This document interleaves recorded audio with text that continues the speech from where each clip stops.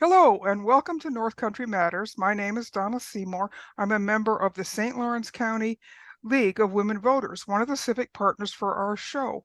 My guest today is Krista Hesdorfer, the Director of Public Affairs for Hunger Solutions New York, which is a nonprofit organization dealing with food insecurity issues across our state. Krista, welcome back to North Country Matters. You were here just a year ago to talk about food insecurity here in New York, and things haven't gotten any better, have they? Well, thank you so much, Donna, for having me back. Unfortunately, you're exactly right. Things have not gotten any better. And in fact, it's quite the opposite. The most recent annual data from USDA and Feeding America show a persistent increase in food insecurity here in New York and across the country, with about 1 in 7 New Yorkers struggling with food insecurity right now, including about 1 in 5 of our kids. And of course, that is just exacerbated by the high cost of food, the threat of tariffs, which may in fact limit what comes into the country, and certainly is going to have an impact on who's able to actually get out in the fields and work, isn't it? It is, yes. Families are struggling with hits from DC left and right, rising food costs and costs for other basic needs. So we're really concerned. Yes. So your organization, Hunger Solutions New York, works at a number of different levels. Let's start by talking about what was in the recently passed New York State budget that addresses hunger and food insecurity. There were some things that are going to help, aren't there? Yes, there were historic wins in this year's state budget that will make a significant difference in alleviating hunger here in New York, especially among those households with children. One of the most notable victories is that New York has now enacted universal school meals. So all 2.7 million students across the state can receive a free breakfast and lunch at school each school day. That eliminates the stigma and paperwork barriers that can get in the way of kids' meal access. And it's also really important for those families who are just above the income cutoff for a traditional means-tested school meal program. So it's a huge relief to see that get across the finish line. As you and some of your listeners may know, Hunger Solutions New York has been co-leading a coalition of about 350 organizations for the last 3 years, pushing for universal school meals. So we didn't waver, our legislative champions didn't waver, and this was the year that it got across the finish line. And We you were know, also really excuse me, I just want to say that's a really important point that you can't get discouraged. It takes time to enact big pieces of legislation that affect a lot of people. And it isn't a one and done. You took 3 years. Some fights have been going on for 10 or 15 years. So actually 3 years is a pretty short timeline, isn't it? Yes, it is. And it was incremental steps. So in our first year, we were able to enact a CEP subsidy or community eligibility provision subsidy that covered about 90% of New York's kids with free school meals. And then we went back to the table, right, and got that remaining investment to reach universal school meals. So certainly would echo your sentiments. Don't get discouraged and keep advocating. Well, pardon me for interrupting you. Go ahead and talk about the other New York State budget wins this year, but I did want to make that point that nothing happens immediately. Yes, exactly. So the other budget wins that we were really excited about is that the Nutrition Outreach and Education Program, or NOEP, was fully funded. It continued to receive a $2 million legislative add-on.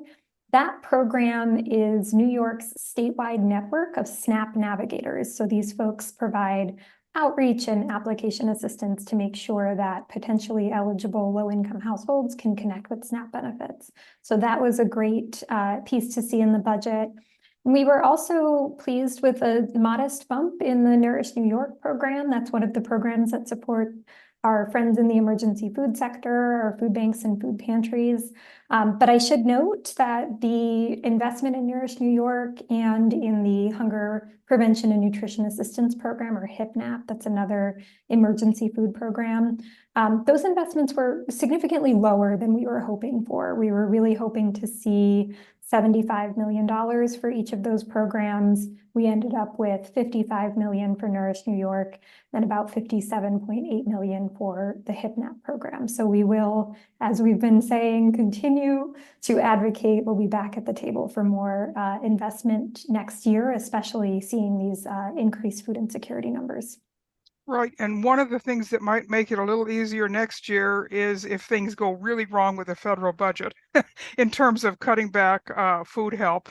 And so while we had important wins at the state level, the picture at the federal level is anything but rosy.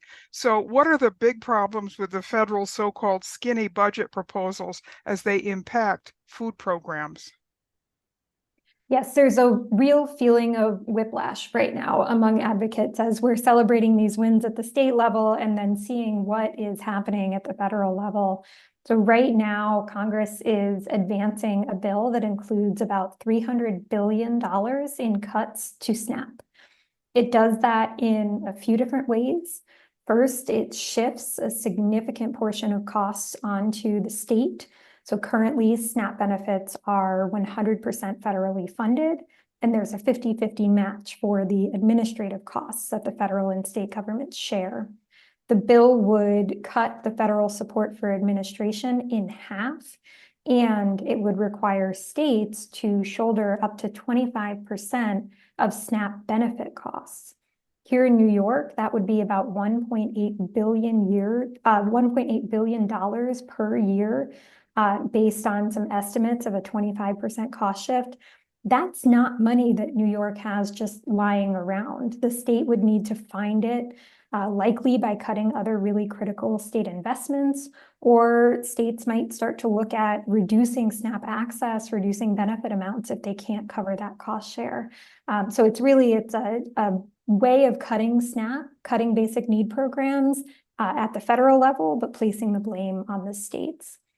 The bill also expands work reporting requirements to more people.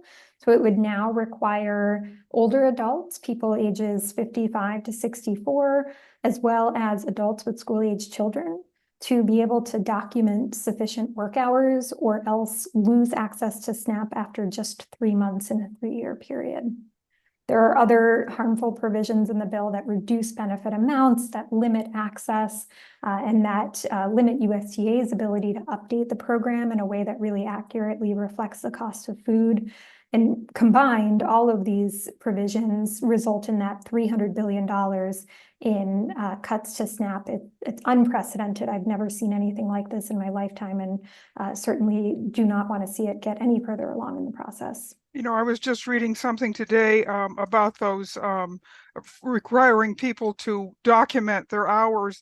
It was apparently an experiment that was tried in Oklahoma, and it certainly cut the number of people who were on the state level benefit because they could not keep up with the paperwork, and the state didn't have the personnel to manage the paperwork either. So it's one of those insidious cuts that just takes away and adds a huge time and record keeping burden to people who are already stressed with low income and not enough food and not enough money to meet their other expenses. So it's cruel and heartless is what it is. It is, and it's also completely ineffective.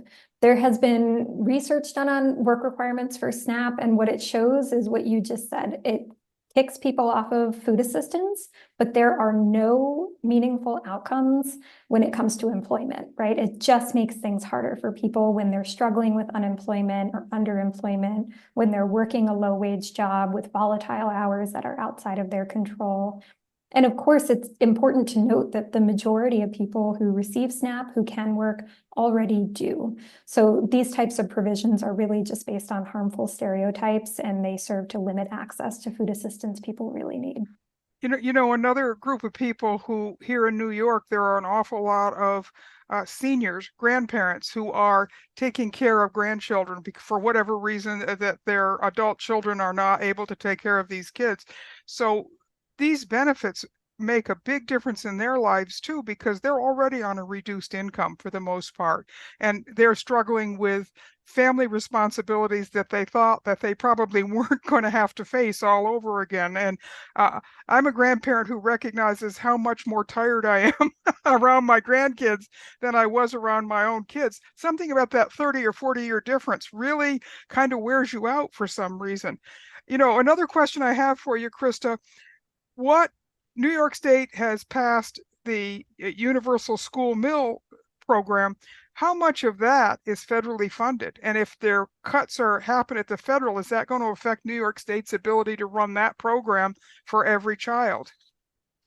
So the vast majority of the National School Lunch Program and School Breakfast Program is federally funded. We are asking New York, and thankfully they're taking this policy up to just fill a small funding gap to expand free school meals to all students. But really, the federal government covers the bulk of the costs of these programs.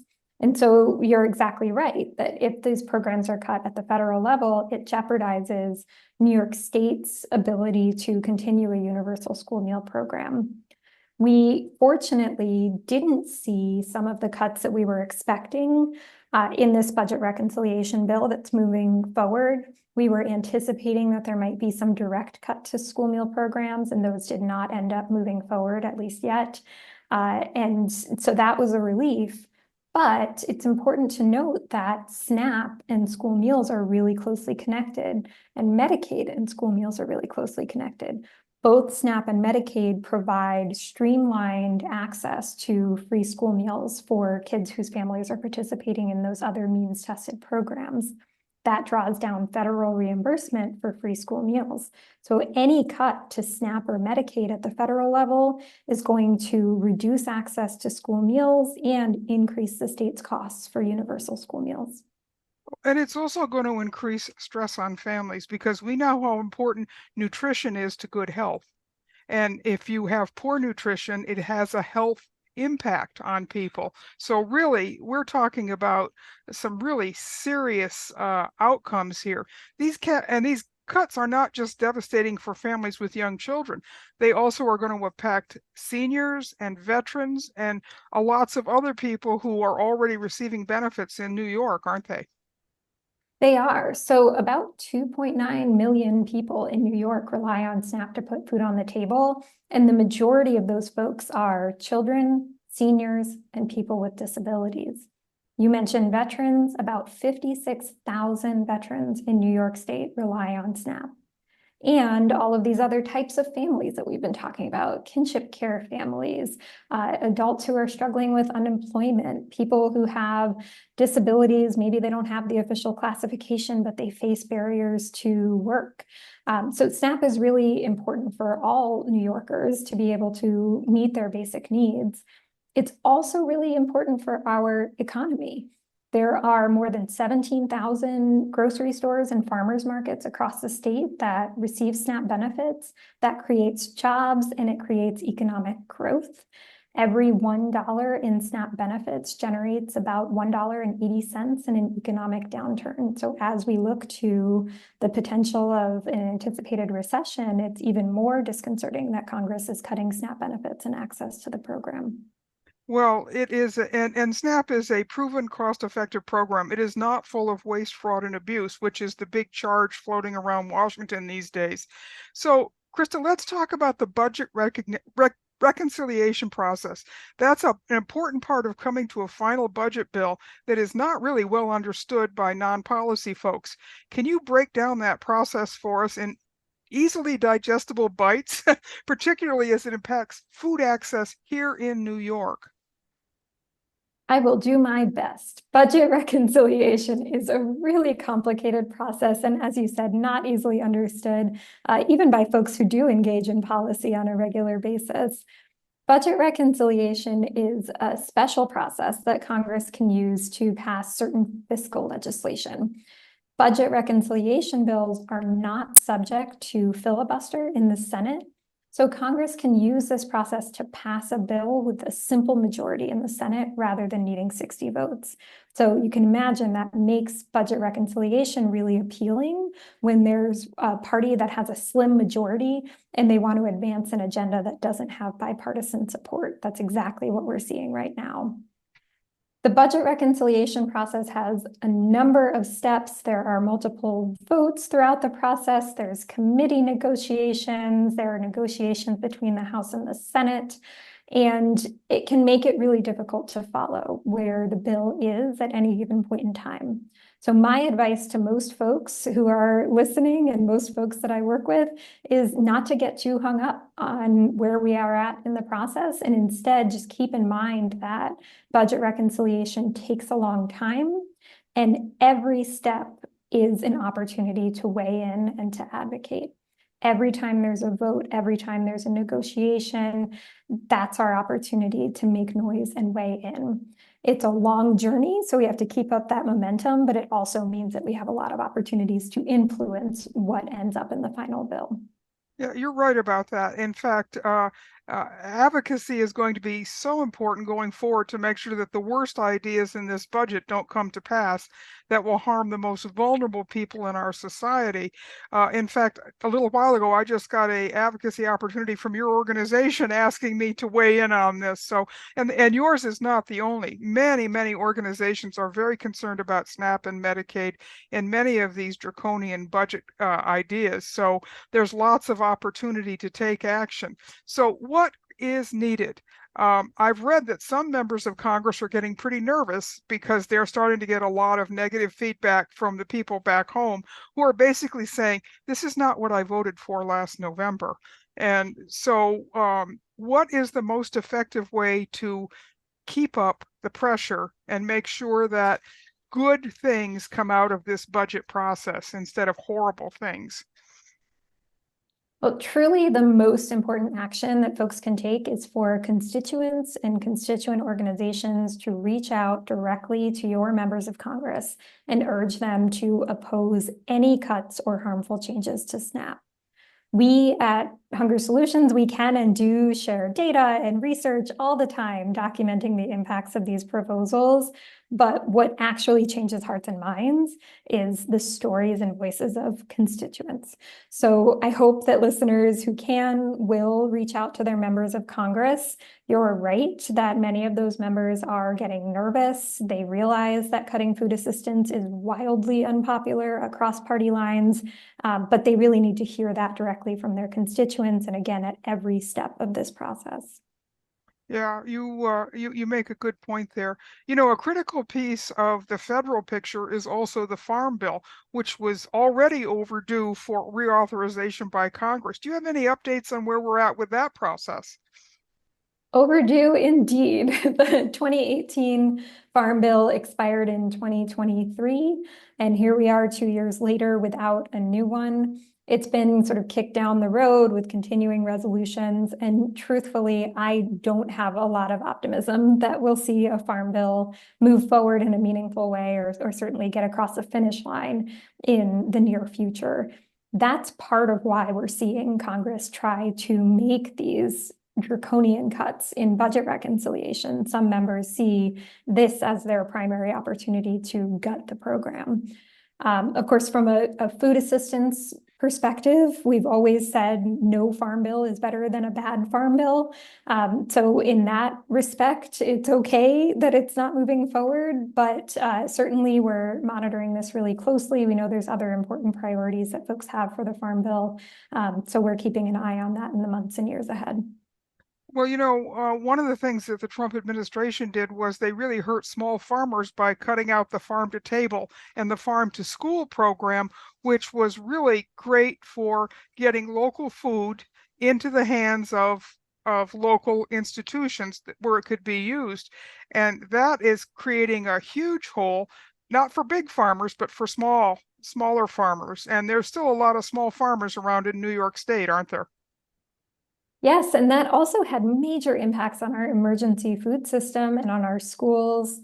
I've been talking with the folks in the food banks and food pantries across the state, and they are reeling. They know that they can't meet the demand from SNAP cuts, and they're already struggling to keep up with these federal cuts that are coming down. Some of our partners have reported that they're serving 70% more households and individuals now compared to before the pandemic. So that system is really struggling and cannot take any additional cuts. No, it can't, and it already relies on a lot of the generosity of the local community, and there just is a limit to how much of that you can tap into. You really need outside sources of income in order to meet local needs in this day and age, don't you? You do, and you can't match the scale of a federal program like SNAP. For every one meal that's provided through that charitable food system of food banks and food pantries, SNAP provides 9 meals. So even the folks in that system who are advocating for their own funding, as they should be, and as we are, they recognize that the scale of SNAP is unmatched. I mean, you really need to protect that program. Well, let's talk a little bit, Krista, about what happens to people, kids, adults, seniors, the disabled, who don't have access to the food they need. Too much of rural New York is a food desert to start with, where there are no full-service grocery stores in too many communities. What are the health and wellness outcomes for people who have limited transportation, limited income, and too few choices about where to go for good, nutritious food? Food insecurity has wide-ranging negative impacts. It's linked to negative health outcomes like heart disease and diabetes. And for kids, especially in those earliest years, it can affect their growth and development. Food insecurity is also associated with mental health problems like anxiety and depression. And of course, in our schools, it affects kids' ability to focus, to learn, and to engage with their peers. So there's no doubt that food insecurity is a horrible problem with wide-ranging impacts. It's also a solvable problem that is 100% a matter of political will. We know how to alleviate food insecurity, and it requires more investment, not less. And this is where the universal school meal program can really help, but not if it's being hampered or gutted by a federal decision. And I know certainly in my area, there are a lot of volunteer organizations that do school backpack and snack pack programs where they make sure that there's food going home to families who are maybe limited when those meals the kids aren't in school, they aren't getting meals. And now we're coming up on the summer here pretty quickly. So those summer meals are going to be very, very important, aren't they? They are both traditional summer meal programs where kids can come in and sit and eat a meal in their community, but also the summer EBT program is critically important for families. This rolled out last year for the very first time, and it provides families with an EBT food benefit of $120 for the summer per child, which really helps to stretch your grocery budget when kids are out of school and they don't have access to that free breakfast and lunch. You know, and I just did a program with the Aging New York people about the potential cuts to Meals on Wheels for seniors, which is another opportunity for home delivered meals for folks who may not be able to do their own cooking or shopping anymore. So a whole lot of people are being hurt by these budget cuts or the threat of these budget cuts. So as we wrap up here, Krista, what final thoughts do you have to leave with people about what they can do and how they can help to make sure that some of the worst ideas don't come into play?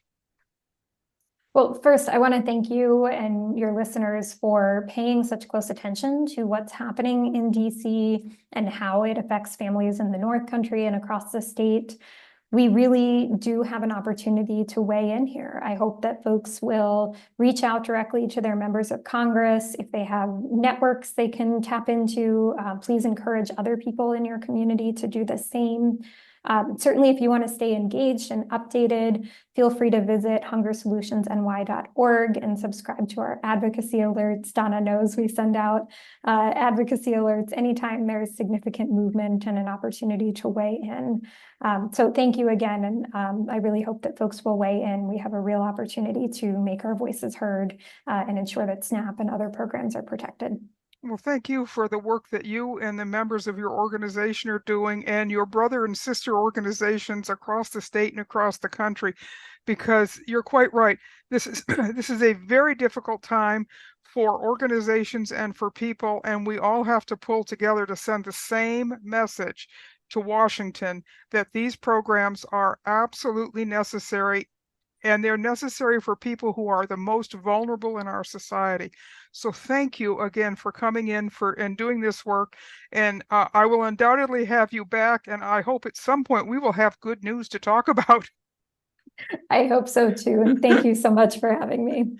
Thank you. So these conversations are a production of North Country Matters. This show is a civic collaboration between the St. Lawrence County League of Women Voters and the Potsdam Public Library.